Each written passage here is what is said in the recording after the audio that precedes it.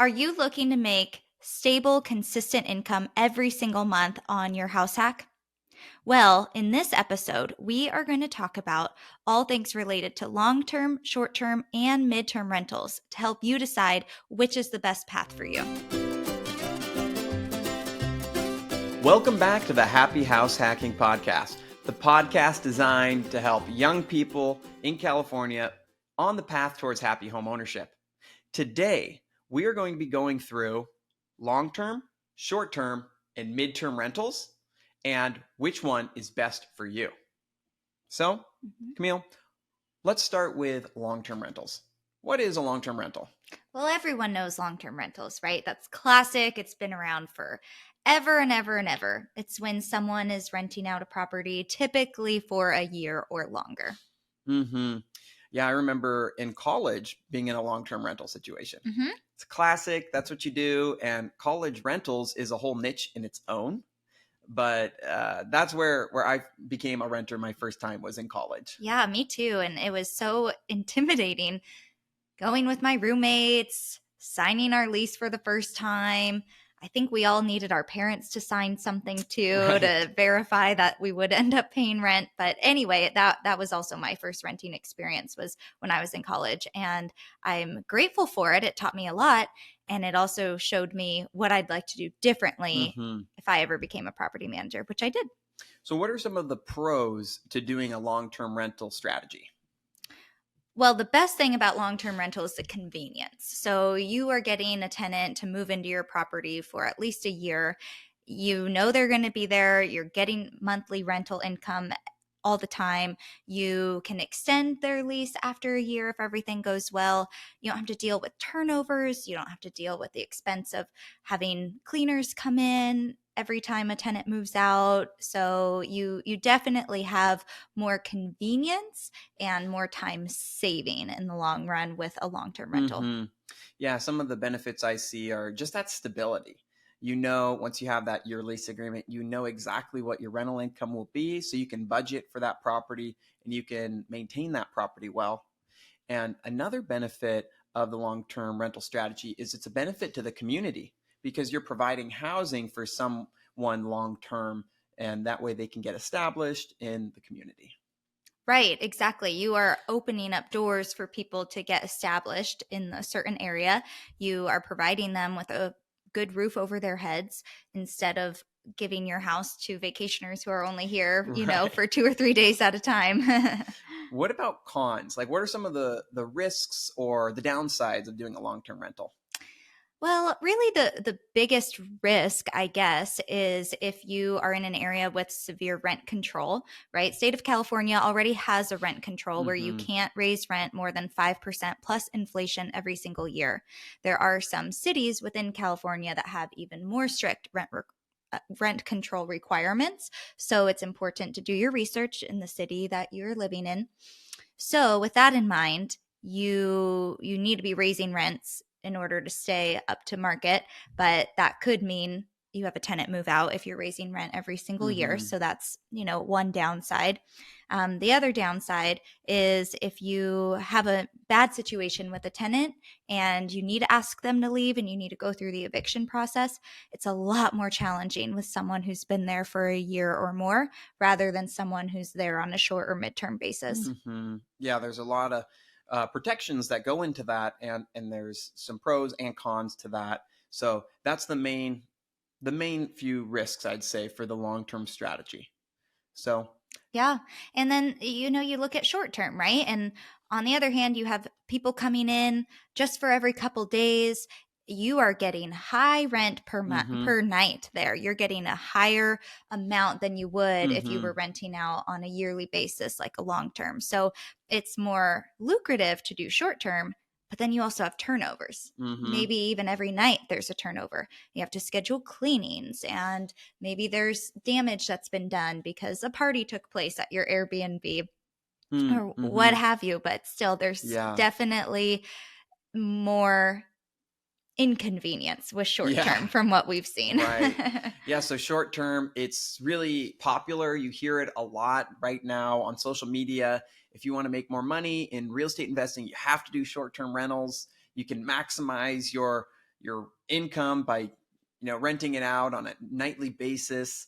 And that depends. It really depends on your market and where you're located. Because if you're in a very attractive area that has a lot of vacationers, then yeah, you're going to do great with short-term rentals. But if it's an area where there's extreme seasonality and you only get vacationers maybe at one point in the year, you have to keep in mind you're going to have a huge vacancy for the other portions of the year. So you kind of have to weigh that out and see, hey, I mean, I'm making a lot of money in the summer months, but the winter is like no one's actually coming out there. So you have to really weigh that out and then see if the income that you get in those summer months can actually help you float your payments and your expenses for that property during those slower months. It's also important to look at what your city's rules and regulations Mm-hmm. are when it comes to short term, because some areas, they don't even have permits available anymore. Mm-hmm. They only had a finite number of short-term vacation rental permits available, and they're all sold out. So you need to get on a wait list. So it might be years before you could turn your property into a short term. There's also more tax, right? You have the Right. transient occupancy, the TOT tax applied to stays that are fewer than 30 days. So there's definitely more challenges that Airbnb specific type properties are running into. And I know Airbnb themselves, that platform, has had quite a bit of legislation go against Mm-hmm. them, and they've worked really hard to fight against it. So I've seen high risk and high reward with short term, Mm-hmm. that's for sure. Yeah. Yeah. So just look into your local laws and see if your community is friendly towards Airbnbs or not. That can be a challenge just getting it done. They may have taxes. They may even change the laws where they ban it completely. And so if you bought a property with that as your initial investment strategy, and the only way the numbers worked was if you did short term rental and had a certain occupancy, then that may change your strategy completely. Yeah, I think about one of our properties that we had that we did short term on, Mm-hmm. and we did it for only a couple months. It was short lived for us, and mainly out of convenience. It was challenging. If we had hired a property Mm-hmm. management company that was designed to facilitate short term rentals, maybe we would have stuck with it.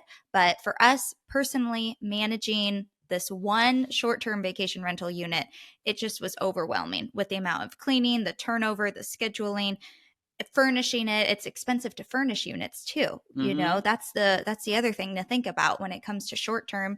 You have to furnish that unit, and that adds up. So if you aren't getting enough rental income to outweigh that, it might not be worth it. And that's Mm-hmm. what we were seeing. Is for us, it was just too much money on the front end to get it up and running. And we had the issues of turnover and cleanings, and it was just overall for Mm-hmm. us not the right stage. Definitely. And then there's midterm renting. So this is a strategy that's kind of a hybrid of short term and long term. And the reason why it's called midterm is because it's not a year and it's more than 30 days. So it's called a 30-day stay typically. And by having a 30-day stay, you can kind of circumvent some of the restrictions around not allowing short-term rental. So you could have a fully furnished unit in a community that says no short-term rentals, meaning no stays for 30 days or less. And so if you had someone sign a short lease, like 1 to 3 month with you, then you're able to get a higher rental rate because it's a furnished unit and you're able to do so legally and following all the local rules. Yeah, midterm is really up and coming. It's one of those hybrids that people are getting more awareness about, and they're excited about it. Mm-hmm. And the prime market we're seeing are these traveling medical professionals. Mm-hmm. We also see digital nomads. That's a new title. Yes, it totally is. Digital nomads, people who work for tech companies that are fully remote. They can go anywhere they want, and they're usually renting places for 3 to 6 months at a time. Mm-hmm. They aren't committed to a certain area. They just want to explore and travel. So they reach out and ask if they can stay at your place for a couple months. Mm-hmm. So it is way more lucrative than short term. You still do have turnovers a couple times a year compared to long term, Mm-hmm. but that might be in your best interest because you are getting more money. Right. you might see a 20 or 30% premium on what your long-term rent might be. And so you do have the chance to earn more, but you have to be prepared to market the property, show the property, and lease the property to a new tenant. And we may go into each of these strategies way more in detail in separate podcast episodes, because we just scraped the surface on what the pros and cons of each of these are. And if you had to say, Camille, which one do you think is the best for us in this life stage? Which would you say? Well, the best for you and me in our life stage of being, young parents, we work full time with our own business. We for sure are long-term rental people. Mm-hmm. We are all about the convenience of not having turnovers. That is the stage of life we are in. Now, I am definitely open to exploring more of the short-term, midterm strategies if we either freed up more time and could manage those ourselves, or we hired an outside company to do that. So for us in our stage, that's where we're at. We have 2 midterm units currently, actually, and they've been slow. Mm-hmm. They haven't been the most profitable.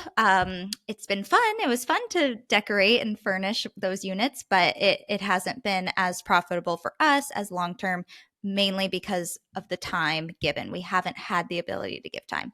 Now, I can think of some of our clients who have crushed it with short-term and midterm rentals. They hustle to get those units filled very quickly. They market it well, and they've done an amazing, amazing job. So there's a strategy for everyone. And that's what we want you to take home today is think about where you are at in your life stage. What can you do? Who do you know if you need to hire someone to help you out with these rentals? The possibilities are really endless, and you can always change your strategy at any time. Just think about what's going to be best for you in your life stage. Definitely. If you have more time and energy, and this is your side hustle, this is the thing that you're committed to, you can maximize your income by doing the short-term or the midterm strategy, and think of it as being an extra job. It's extra time that you have to put in. It's extra energy that you have to put in. And so you can get greater income and keep your costs low, especially if you're doing the cleaning and the turnovers yourself. But keep that in mind. It is extra work. And so where we are in our life journey is we want a little bit more of that passive income that is stable. And so that's why the long term works best for us. So at the end of the day, you have to choose a strategy that works for you.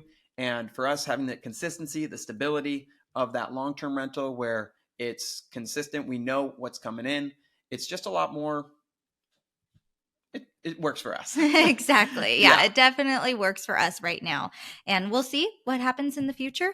We're always open and exploring new ideas. And we'd love to hear from you. What strategies have worked for you? What do you recommend? What are you seeing? And I'm sure there's a strategy out there we haven't heard of yet, but these are the 3 main ones that people are talking about the most. So thanks for tuning in. We're so happy to be able to share with you. And we're excited to learn more about where you're at in your rental journey. Please like, subscribe, and if you haven't already left a review, please do that because that helps the algorithms get this podcast in front of more people like you who want to learn about the house hacking journey. Thanks so much for tuning in.